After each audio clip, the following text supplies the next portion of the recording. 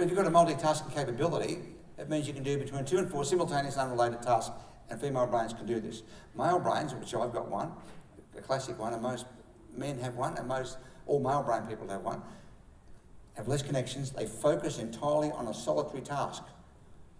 We call this mono-tracking. In other words, they do one thing at a time. That's how they say it, isn't it? Look, I can do one thing at a time. He looks like a rude son of a bitch when he says that, but he's correct. I can do one thing. Like, a guy pulls on the side of the road and pulls out a map because he's not lost. He's finding a new way.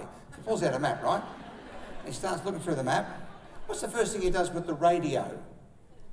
Turns it off. You've seen that happen? Guy turns the radio off to read a map. Think about it. Turns the radio off, hearing, to read a map. Navigation. What's going on? Can't do both. He goes into a multi-storey car park, turns the CD off. Can't navigate a multi-storey car park with directions with Led Zeppelin going.